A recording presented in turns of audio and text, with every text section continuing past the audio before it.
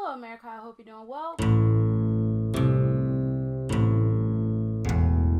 Welcome to my late ass review of Family or Fiance Season 1, Episode 8, and the Where Are They Now special. So, Season 1, Episode 8 and 9. To let you all know, I do have a store where you can buy custom earrings, something like these that I just made. These are not on my website currently, but they will be on my website by the end of today, 12 a.m. 5/1/2019. These will be on my website, okay?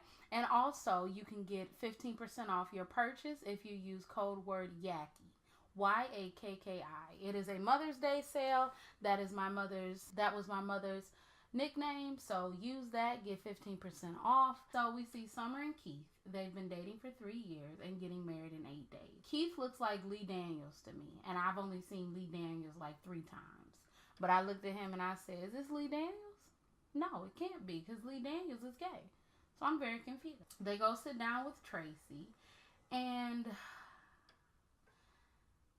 they don't necessarily know if their families have issues, but she says that her mother may have issues, but her mother isn't voicing those issues, but she knows that the energy is off because he's older than her.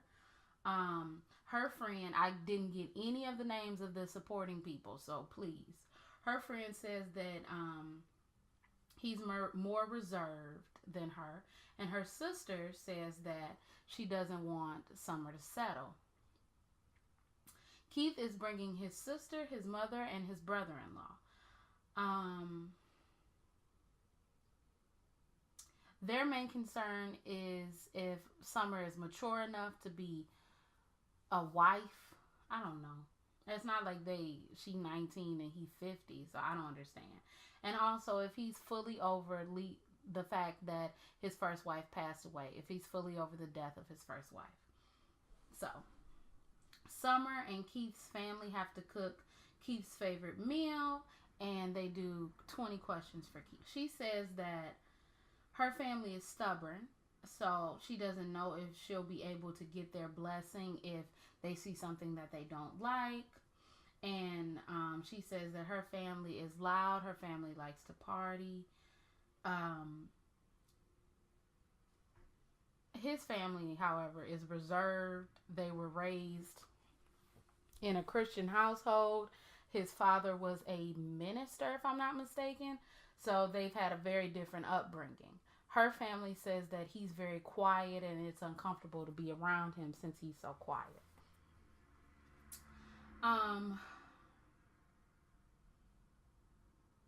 So they sit down for the family meeting. Both of the families arrive. They sit down for the family meeting, and Keith says that they want brutal honesty from their family members. And her friend says that she was scared to speak her mind around Keith, and she felt as though Summer was doing the same and being much more reserved than who she really is. Also, her mother wants Keith to accept her and the family that she has. His mother says that she wants to make sure that he's fully over his first wife passing away. His brother-in-law wants to know if Keith is going to be taken care of, I guess if he falls old and sickly because he is older than her, will she be able to take care of her old ass husband? And his sister didn't say anything. So Keith and Summer's family go to play 20 questions while Summer and Keith's family cook dinner. Of course, after anyone finds out that someone that you loved has passed away, they want to know everything about it, which is so fucking annoying. And people don't really take into consideration triggers and how when you're having a good time sitting down that maybe sometimes you don't want to talk about the death of someone because that'll make you sad. But people don't really care about that. So they asked Keith when did his first wife pass, and his first wife passed on Christmas Day 3 years ago, if I'm not mistaken. No, can't be 3 years. It had to be longer than 3 years. He says that he thought it was a cruel joke for God to play, but he's gotten through it. His mother is talking to Summer and says that they were both there when his wife had an aneurysm, and Keith always made sure that she had the best flowers. She was always being taken care of. She had the best of everything. And Summer says that she never really talked this situation out with him. So it's really good to know more about the situation. And this helps her get a better perspective on their relationship. So, one of the other questions that they ask Keith is, what do you think of our family? He jokingly says, if dysfunction had a name, it would be Lopes, okay? And then he takes it back, and he says, you guys have a great unit and a very close-knit unit, but it would be better if you let other people into your unit. Other people into your unit. Well, I guess the sister and her mother felt some type of way about that statement, but the most jaw rah shit I heard was from the friend, who was like, what you mean, blah blah blah blah blah. So okay, he then says, okay, now that you found out about me, I'd like to know about you. I sent you all to Italy, and I just was wondering why I never got a thank you card or a thank you or anything. Summer's mother then says, oh my gosh, the thank you card is at home. I forgot to mail it. I was supposed to mail it. I'm sorry. I should have mailed it, blah, blah, blah. So they go into the dining room. They sit down for the food. Summer asks how 20 questions went, and the friend brings up the dysfunctional question. And he says, Summer doesn't really say anything, so maybe these concerns have been brought up to Summer before. Keith says he was raised in a Christian household, and he wasn't accustomed to Summer's polar opposite upbringing. He had structure, he had bedtimes, he wasn't able to stay out all night, blah, blah, blah. Summer, on the other hand, didn't have bedtime, didn't have, not structure, didn't have curfew. She was able to basically do whatever she wanted and express herself. The friend is like, so you think of that as dysfunction? And he's trying to beat around the bush, basically like, no, I don't really think of it as dysfunction, blah blah blah, but that's what you said. And he's like, no, I don't really think of it as like that. And then the mother starts to cry. Her mother starts to cry, and her mother is like, look, my childhood wasn't good.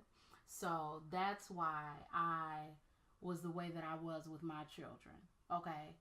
And she gets up and she walks away, and she's like, I didn't think that it was going to be all of this.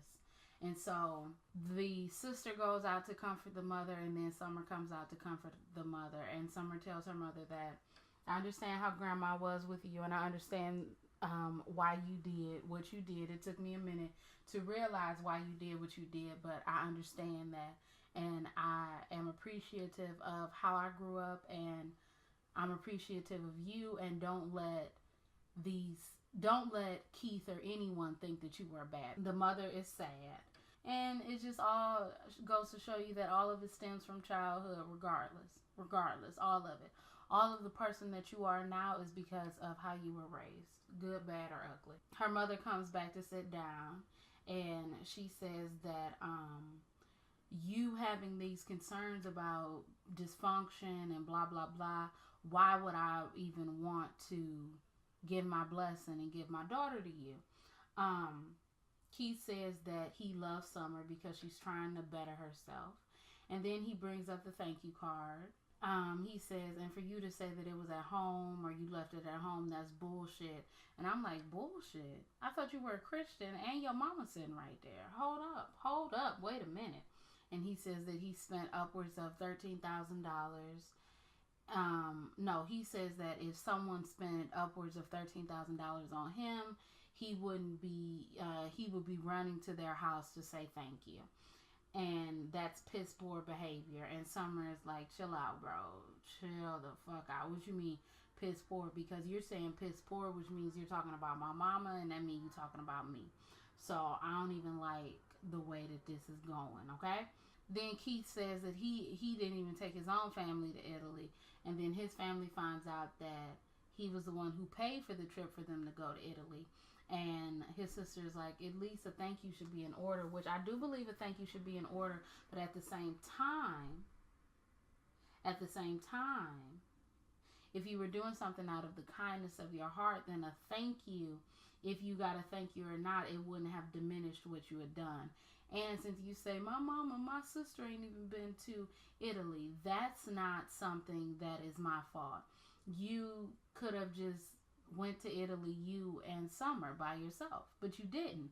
You decided to do an all expense paid trip for all three of us. So now it's a problem. And I just was like, I get what he's saying, but like at the end of the day, you shouldn't have done it, because now it seemed like, I don't know. So, he's talking like he's been writing checks. Then he brings up Cabo and how her family would get there, and he said that he's done writing checks. And I don't know, maybe it's a lot of things that weren't being said because I was a little bit confused, but I'm like, maybe he's helping them out, but who knows. Summer says that you never brought up any of this when we were alone, so she decides to walk away. She says that she's done with the situation. They then go sit down and talk in the bedroom, and she said that she expressed to him on a personal level how she wanted to have her family in Cabo with them when they get married, and it's very disheartening to see that this is how he feels. He then says that, well, you wanted me to open up and express myself. Well, here I am. I'm expressing myself. This is KB. This is who I am. And I guess everybody got a persona or something, you know, that big tough person. I don't know. I think the next morning, the friend goes outside to be with her mother, and the mother says that she's not angry, but she's hurt, and her mother is ready to go home. And the mother and the sister both say that we don't need to go home because we still need to get answers, and the only way to work through this is to get the answers that we need. And her mother is like, I'm not really interested in answers. So, but she decides to stay. Summer and Keith go sit down with Tracy, and they tell her about the arguments. And Tracy's like, okay, so I need to understand, why would her mother feel as though you're judging her? So Tracy is asking him, so you said the upbringing was different. How is it different? How is it different? And he's like, well, I mean, you know, I'm not saying one is normal and one's not, but, you know, blah, blah, blah. And Tracy's like, look, that's exactly what you're saying. You're saying one is normal, one is not, okay? And it does sound like you're judging them, and they do have a right to feel this way. And I think that you need to apologize to Summer and her mother. So, he is assigned the task to apologize to Summer's mother. He talks to Summer's mother. Summer's mother forgives him, and now the task is to go out to eat so Keith can turn up, because they need to see him, you know, in his comfort zone, blah, blah, blah. So they go out, and it's like 2 p.m. in the daytime.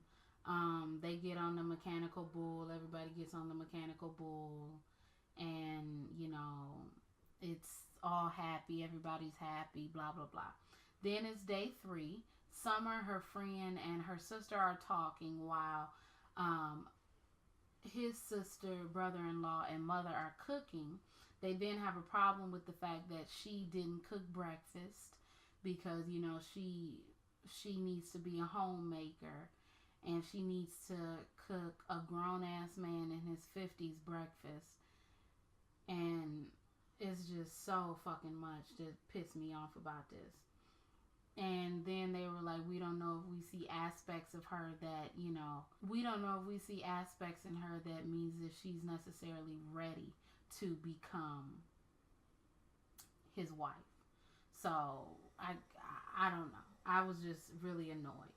So they go sit down for the bless. All of her side of the family gives the blessing. Her sister says that she sees things in her sister that she knew was there, but she had never seen before, and she has to think that it's because of Keith.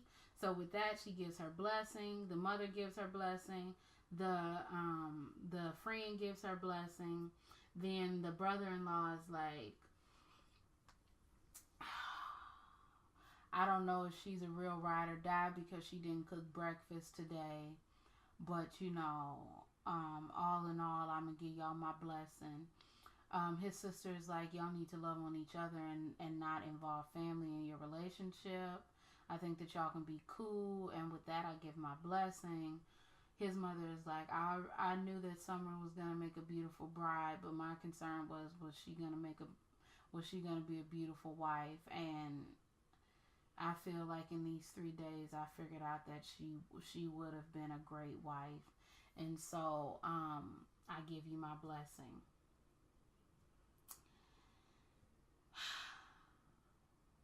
And that's the end of the story. I know it was really short, but hey, they got married the following week in Cabo, okay? So they're together, they love each other, they're happy. Skilladine, Skillavine, get the fuck off my screen. Skillabam, Skillaham, I'm back on the lamb. Okay, I'm back, y'all. It's literally 1 second.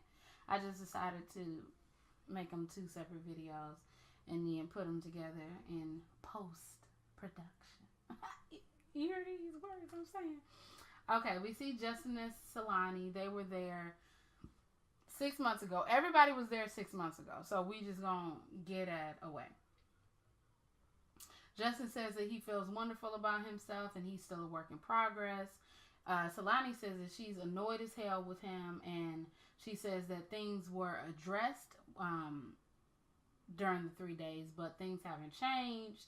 He says, well, I'm not out cheating. I'm not out drinking. Tracy says you don't applaud a fish for swimming, so, like, I don't care. Solani thought that everything was cool with his mother, but then his mother ended up blocking her and deleting her on all social media and doesn't talk to her. They still live together. She said that she put the ring up. The ring was around her neck after she called off the engagement. But she put the ring up because she said that she didn't want to see it. Also, Solani doesn't know if she even wants to still be in a relationship with him. And she says that if she could move out today, she would. But financial situations are preventing her from doing that. When she said that, if she could move out today, he would. That was the first time that he had heard that. So that touched him deeply. He says that, oh, okay, well, I want to work on our relationship. I want us to still be together. So she says, I want us to still be well, I don't know if I want us to be together, but I know that I want to be happy within myself. I want him to be happy. I don't want to be this woman who's nagging and arguing and doing all of this stuff, and I don't see us getting better. So that's the end of their story. Apparently Justin says that he's gonna work on making their relationship better, and Solani is like, nigga, I don't really care. So who knows? They may stay together, they may not. We just saw Summer and Keith. Summer and Keith got married 6 months ago, so they're newlyweds. They had their first dance to a hip hop song, so that means he's loosening up and they're in love. So great. We see Lysandra and Julian. They were also 6 months ago. They went home after they broke off their engagement, and they started to date. She says that she thinks first before she speaks, and she's tried to put Z on the back burner. Also, she took Julian Jr. on a lunch date. She's been spending more time with her kids.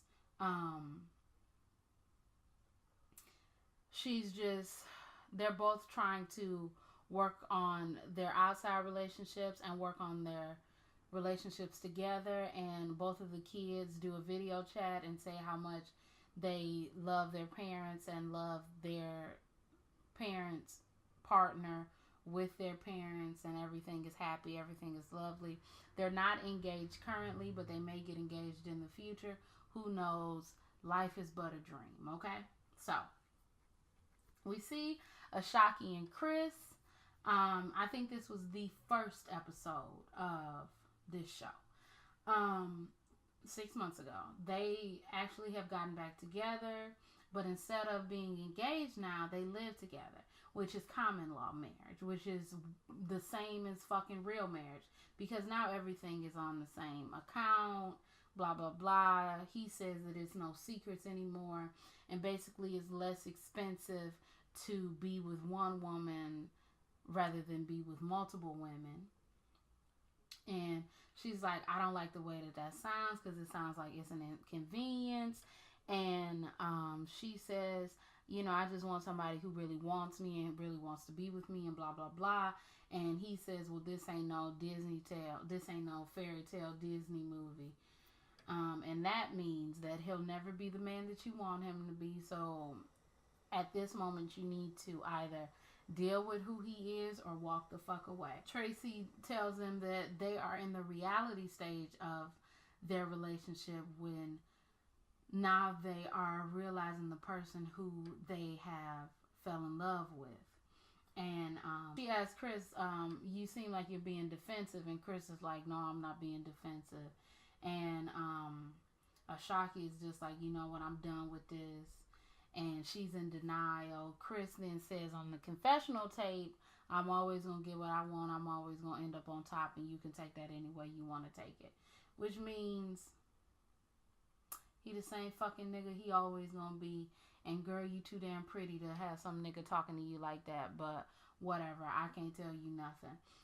We then see her aunt. Her aunt is like, Chris is the same manipulative person that he is, and you need to see what he is. And once he showed you his true colors, once a man shows you who they are, you need to believe them. Once anybody shows you who they are, you need to believe them and leave them. We see Brianna and Nakia. Brianna had on a damn wig that whole time. That whole time I was talking about her motherfucking hair. It was a fucking wig. She had a real shortcut. I'm trying to figure out why she ain't just wear the shortcut, because the shortcut is cute. And Nakia's hair also looks nice. They have a job. Brianna has gotten herself a job, which, you know, was the main concern with Nakia's family. And their wedding isn't until October, but they are very excited and they're happy and they're in love. Okay? We see Falasha and Chris, I'm not saying the only good story, but the best story. Falasha and Chris are having a baby. They talk about how important it was to get his mother's blessing, and he says it wasn't really, you can take out the word blessing and just say my mother's support. He needed to get his mother's support so he would know that his mother was in his corner. Also, he said that him and Falasha broke up, I guess, a while before they came on the show. They had broken up for about 3 years. He saw the way that Falasha was moving, the person that she was becoming, the woman that she was becoming, and he knew that he had to propel himself to that position to get with her. And they're really happy. Everything is really happy with them. Falasha says that they should all of their family should go on family trips so they can keep up that, not morale, but camaraderie. And her advice to newlyweds is to be on the same page as one another. And, you know, if y'all are on the same page, then things should be smooth sailing, you know, in y'all relationship. So they having a baby, she having a girl, and I'm really, you know, happy for them. And yeah. Okay. Now Amber and Justin, you know, the one who was beating her ass, they didn't come on the show, which pissed me off. It pissed me off because I want to know. Even Ashley could have came on. Fuck that nigga Justin. I just wanted to know what was going on, because that was the realest. It was just too much for me. It was too much for me to handle, and I really didn't like it. Last but not least, we see Ashley and Karan. Okay. They haven't seen each other since they broke up. So it's been awkward between them. Ashley says Karan chose his family, and She says that, you know, sometimes when you want somebody's approval or blessing, you put on a facade or a fake front and you're not able to be yourself. And his mother was very ecstatic when they broke up. And it's crazy because they said that they hadn't talked for 5 months. Then they just started talking back recently. And she was like, yeah, we talk often. And he was like, no, Ashley, chill the fuck out. We don't even talk all like that. And she like, what are you talking about? We do talk often. Oh, you got somebody you trying to cover up for, blah, blah, blah. And he's like, yeah, I'm dating a lot of women. Like, you was just one on the list, blah, blah, blah. And he's like, I'm being petty because she being petty. Whatever. Then we find out that Ashley is back with Kenya, the girl, her ex-girlfriend who came on the show. And we find out that Karan is going with the girl that his mama was talking about. And I'm just like, you know what? This is the worst thing I've ever seen. They honestly didn't need to be together. But even if you don't need to be together with somebody, you can still tell that they was cool with one another. And, well, not cool with one another. That they loved one another, and it's still very awkward. But Karan says that this girl, we're